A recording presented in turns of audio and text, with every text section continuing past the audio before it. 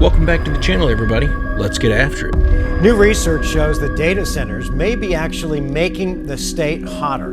A researcher at ASU says he's measured the effects of the heat coming off of those data centers, and it's not a small amount. 12 News journalist William Pitts explains where that heat is coming from. Data centers can be controversial for a lot of reasons. Water use, power use, but now an ASU researcher says they also might be heating up the valley. Data centers are everywhere, in the metro area, in the outskirts, popping up in the middle of Ahwatukee. But could they also be making the valley hotter?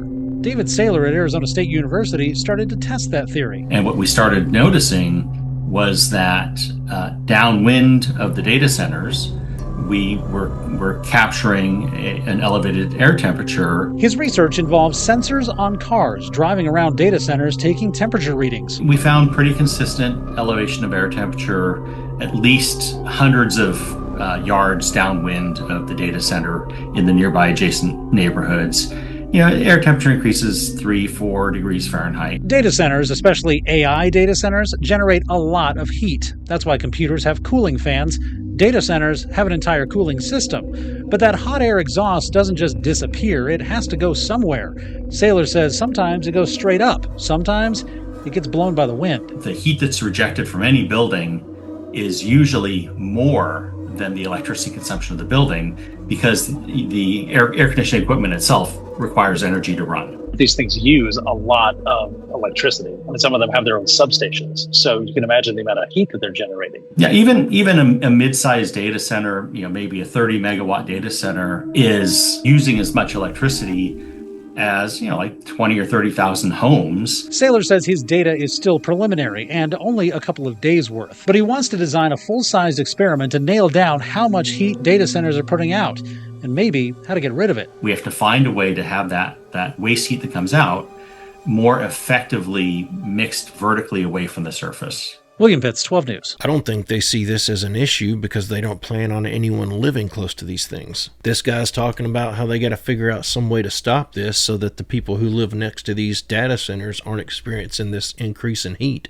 And I can't help but to feel like if he's genuinely trying to solve that problem, he's just wasting his time. They're going to force all of us into these 15-minute cities, so ain't nobody going to be living close to these things anyway. And we've got to keep in mind a lot of the data centers that are available to be tested right now, those data centers are significantly smaller than the ones that they're planning on building in the near future. I've seen reports stating that they estimate that Utah data center that Kevin O'Leary's going to put in that's like 26 square miles in size. I read that they're estimating that specific data center could potentially increase the temperatures there in that local area at night by as much as 28 degrees. I don't know why specifically they put in the report that they expected this temperature increase to happen at night, because I'm sure they're not going to shut the thing off during the day whenever it's too hot outside. But I don't think the elites are seeing this as a problem that needs to be solved. I think they want the increase in temperatures because then they can use that to try to convince people to leave the area. They're going to do everything they can to make life outside of these 15-minute cities unlivable. So I don't think the people in charge see this as a design flaw so much as they see it as a feature.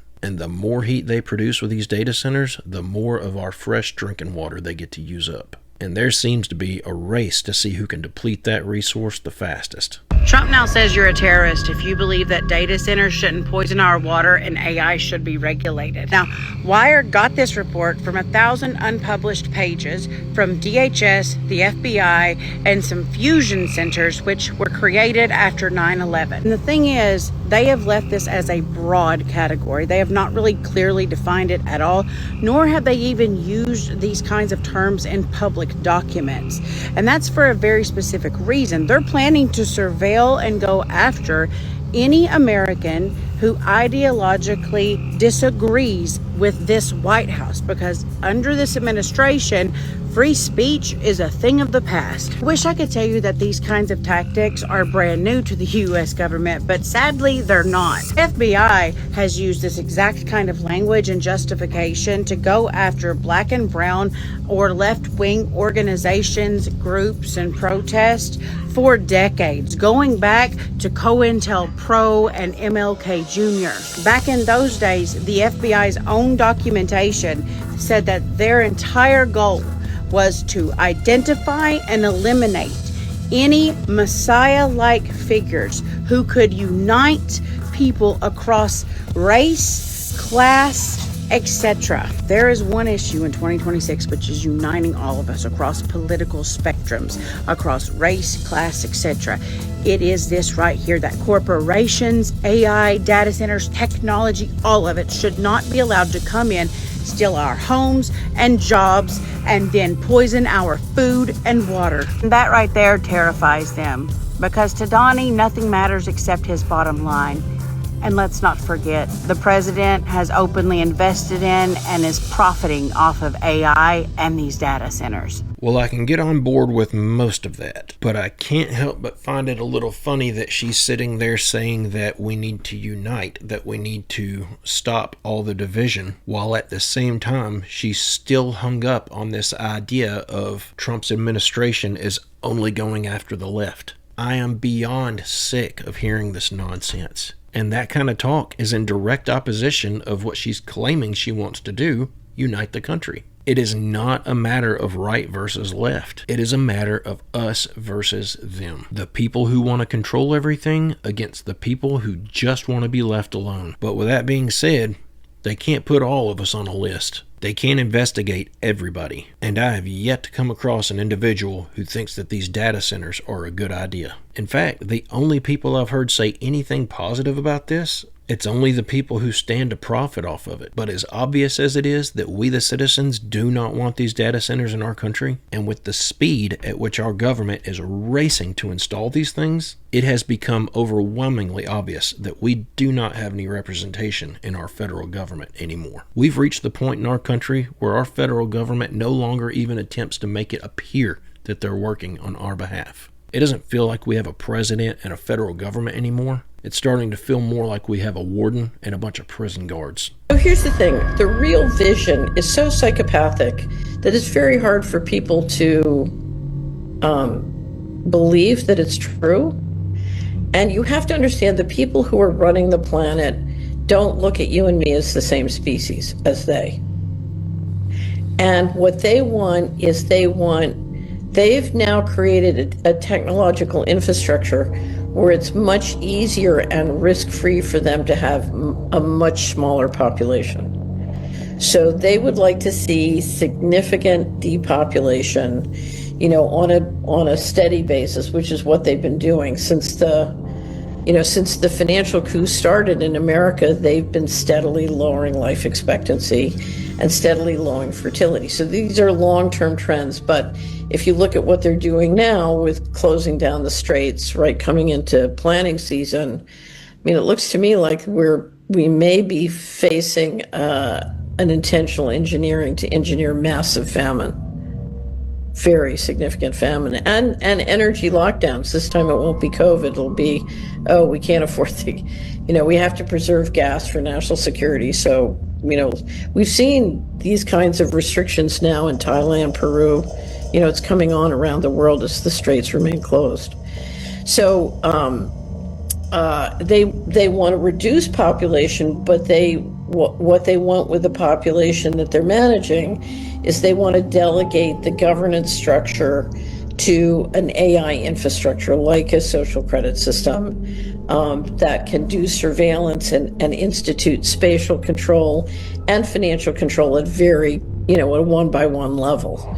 And that's why you need all these massive data centers and extraordinary satellites and surveillance systems. The more I hear about this, the more I kind of suspect that it's something we'll never even have to deal with, because it's starting to seem more and more like their plan starts with the depopulation and ends with the mass surveillance. I think they're getting the infrastructure in place right now while they have all of the physical labor available to them, but I don't think they're going to roll it out the moment that it's ready. We'll see parts of it being used, like the facial ID stuff and the license plate readers on the flock camera system, but I'm starting to think that they don't plan to fully flip the switch and go complete 1984 mode until they get that number down to 500 million people. But with all the moves that are being made right now, with oil shortages, None of our farmers are able to get their hands on any fertilizer. And it seems like every hour on the hour, we're hearing about another new city in the United States that's suffering from some severe drought that's caused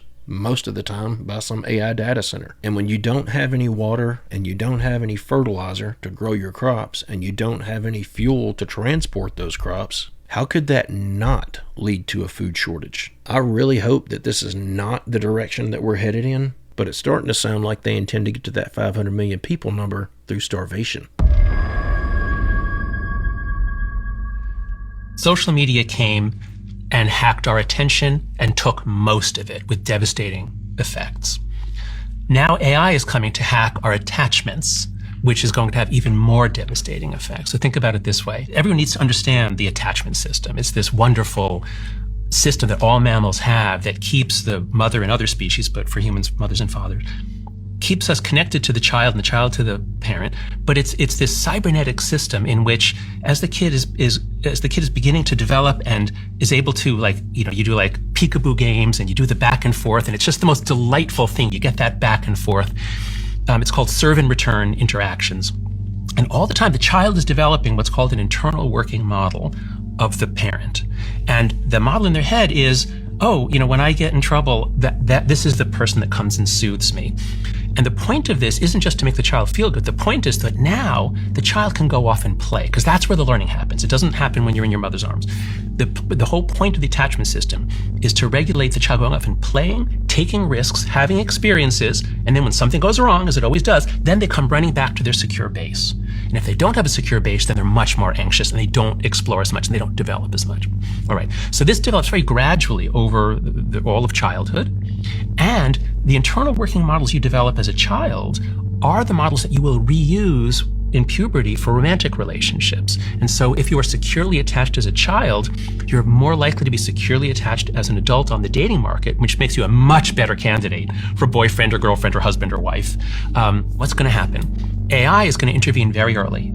AI is going to be so much more responsive than the parent, because the parent has a job and the kitchen and 2 other kids and is not always there. But the AI teddy bear is always there for you. So the primary working models are going to be for the teddy bear, the AI chatbot in the teddy bear, and later the AI chatbot on your iPad, and then on your computer. And already there are holographic, naked, beautiful men and women that can be your companion. So we're going to have a whole generation growing up developing attachments to AI-generated holograms from companies that are now about to enter the identification process in a way beyond anything we've ever seen. If I could just briefly say have you heard the word identification? Okay, so there's a wonderful book out now by Cory Doctorow, who addressed the question, why is it that everything, all the platforms, they seem so wonderful at first. The whole internet, everything's so wonderful, and then it all turns to How does that happen? And he says it's a very simple process. They discovered early on, certainly in the early social media age, by the early 2000s, they discovered, you know what? You got to get to scale. Scale beats everything else. You got to get millions of people. You don't need a business model. Just get the millions, and then we'll figure out how to monetize it. How do you get the millions? You have to be super nice, attractive, fun. Everyone's here. It's just girls dancing. What could possibly go wrong with girls dancing for men all over the world? Nothing. So it all seems very nice at first. And then once they have scale, now now, of course, they've raised multiple rounds of venture capital. They have to start monetizing. They have to start repaying. So now they start squeezing the customers to pay the users, because the users are not the customers. The advertisers are the real customers. So now they've got to extract money from the users to give to the advertisers. But then once they've got all the advertisers and they've shut down local papers and all the other competition, now they start squeezing the advertisers too, and trimming the degree to which they keep more of the surplus for themselves. So identification can explain why all these platforms become predatory, why they always put profit ahead of kids' well-being or safety. And for the social media companies, we're talking about, tens or hundreds of millions of dollars that they raised. For the AI companies, it's billions and billions. They are going to have to monetize beyond anything we've ever imagined. Now, they're already introducing advertising. Okay, so we've got these chatbots that are our children's best friends and lovers and therapists and everything else. And these things have to monetize. They have to extract billions somehow. So I don't even know how they're going to do it. But for some reason, I don't trust them. I think that we're about to see a unification of AI chatbots far beyond anything that we saw in social media. That's an aspect of this that I haven't really considered yet. We all know that none of this AI stuff is technically profitable at the moment. They're spending billions and billions of dollars building out the infrastructure for this AI, which we all know is a mass surveillance network. But the point that this guy's making makes a lot of sense. They're going to have to recoup that investment somehow. But when you look at the bigger picture, I'm not 100% convinced that they're even worried about that. Because yes, they are spending billions and billions of dollars to build all this stuff out, but a lot of that money isn't even theirs. A lot of that, the vast majority of that, is all taxpayer dollars. So a lot of it is our money that they're spending. But you also have to remember, the one thing that these people care more about than money is power and control. So if there was ever one thing that they were going to risk all of their money on, they would put that money at risk if they thought there was a chance it was going to give them total control over everything. And they're also building all of this out using US dollars, which have very little value because they've completely destroyed our currency. And with the direction it looks like things are headed in, we're not going to be using the US dollar for much longer. And when they finally tank it and they finally make that switch into an all-digital currency, they're likely going to just write off that debt like it doesn't exist, and it's going to leave all of these elites with ownership of every asset on the planet with zero debt. I don't even think they're putting themselves at risk. I think this whole thing is planned. I think they have no problems burning through this money because they're fixing to do away with it. What do you all think? I told you, get ready for oil shortages, for motor oil, heating oil, anything oil related. Stock up now. Listen. Remember taking your car in for an oil change? You're paying $29, maybe $39. Well, those days are pretty much gone. And the cost of that oil change could get even higher this summer. This car here takes 5W30. Certified mechanic and shop owner Mark Duber tells us he's concerned. He says his suppliers are cutting back on how much motor oil they deliver. This is a bulk oil tank right here. And he's starting to run low. I'm calling and putting the hammer down on my sales guy and saying, hey, we're running low on oil, and he's telling me I'm doing the best I can to get it there. According to the trade journal The Drive, at least 2 automakers have sent bulletins to dealers about tight supplies of motor oil due to the Strait of Hormuz's blockade. One of them, Nissan, tells us it's closely monitoring current oil supply constraints in coordination with our supplier partners. Duber says the price of some motor oil has more than doubled this spring. I think the biggest hit's coming on the synthetics, because the synthetic oil prices are jumping up to 150%. He's adjusting prices day to day based on what his suppliers are charging that week. We're just being honest with people and just telling them up front, hey, here's what it is. It's what's going to cost you to have an oil change today. If your car needs an oil change, you may want to do it sooner rather than later. For savings, always check for online discounts. Stretch your intervals if you can. Intervals range from 5,000 to 7,500 miles for most vehicles, but don't skip oil changes or risk more damage later on. Duber says some bigger chains may still offer the $30 or $40 oil change. Just know the shop is probably losing money. Can they afford to give that oil change away at that price? I personally can't. So you don't waste your money. John Mattery, Scripps News Group. But don't worry, everybody. According to our federal government, we're experiencing the strongest economy in over 50 years. I know one thing, it's getting harder and harder to watch this stuff. It's starting to feel like we're on a sinking ship. I try really hard to find the silver lining in every bad situation, but it's really difficult to sit here and watch our country be intentionally destroyed and try to find the good in it. I guess it's time to go stock up on oil while you can still get your hands on it. They say the human body has 79 organs. Apparently that's not true. According to some claims, there's another organ that was discovered decades ago, then somehow disappeared from anatomy lessons altogether. And this is the interesting part. Apparently, surgeons and radiologists still see it today during procedures and scans. But most are taught it's simply connective tissue, fatty tissue, or some kind of benign anomaly. So nobody questions it. Supposedly, this organ sits around the solar chakra region, between the stomach and the spine, connected to the nervous system and believed to be linked to electromagnetic signals in the body. The function they described sounds very familiar. Intuition, gut feelings, knowing something's wrong before you can explain why. The feeling of being watched. Sensing deception before the evidence arrives. And honestly, every single human being has experienced that at some point. But we're told to ignore it. Ignore your instincts, ignore your gut. Trust what you're told instead. Because the human body is electrical. Your brain runs on signals. Your heart produces electromagnetic fields. That part isn't conspiracy. So maybe there are still systems inside the human body we don't fully understand. Or maybe we understood once and quietly pushed aside.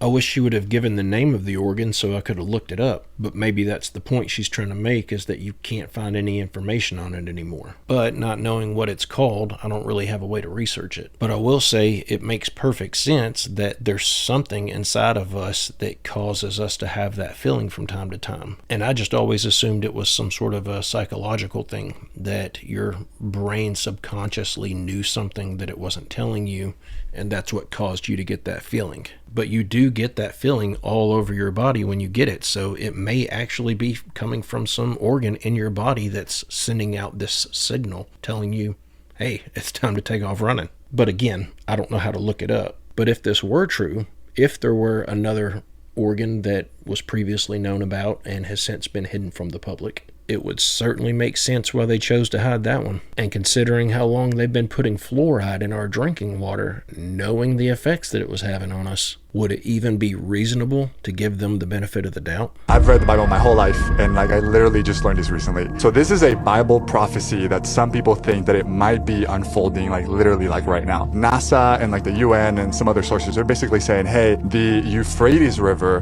right now has reached historically low water levels. Sure. And so because of a 5-year drought, apparently 2025 was the driest year in Iraq since 1993. And the Ministry of Water Resources in Iraq, they're basically warning their people, hey, by 2040, the Euphrates River could be completely dry. Here's what's interesting. If you read the Bible 2,000 years ago in the book of Revelation, it talks about the Euphrates River. John has this vision where he basically sees 4 angels. They're bound in the Euphrates River, and eventually they're released, and then these angels kill a third of humanity as part of God's judgment. That's Revelation chapter 9. If you jump to Revelation chapter 16, it says that the water of the Euphrates will dry up. And it says that its purpose is to prepare the way for this massive army that's coming. They're called the kings of the east, so they can easily cross towards Israel, which results in this battle the Bible calls Armageddon, where Jesus returns with power, defeats his enemies, and establishes his kingdom. Now, in other words, the Euphrates River drying up in Revelation chapter 16 seems to be a sign that opens the door to this final great battle before the second coming of Christ. Now, here's where it gets really interesting. There's been all these photos that have been taken of the Euphrates River. There's a NASA photo. This is the photo that NASA took, and some people are pointing out, hey, it seems like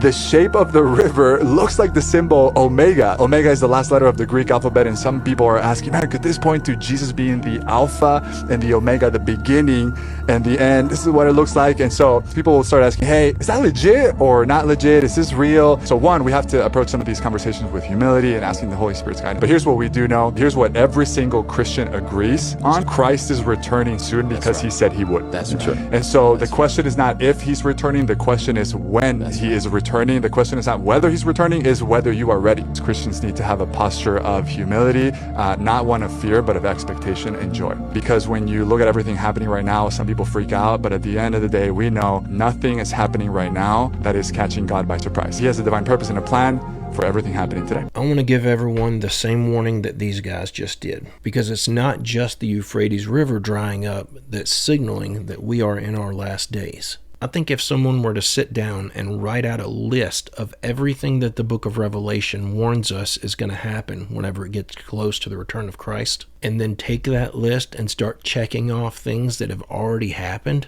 I think it would be enough to make even a non-believer take pause. And if you're a conspiracy theorist, you know there can only be so much room for coincidence. At some point, coincidence stops being coincidence and becomes evidence. And when you have as many coincidences in the book of Revelation as what we're experiencing today, I feel like even the strongest of skeptics would have a difficult time writing all of that off as just coincidence. I fully believe that we do not have much time left. Our final hour is barreling down upon us. Now, today's video is episode number 600. When I posted my first video, I had no idea that I would take things this far. I didn't even think anyone would watch the first one. But after 600 videos, there is one thing that I can say has been the biggest takeaway out of all of this. We are not alone. We have a creator. We have a savior if we choose to accept the salvation that he offers. And we actually have a purpose.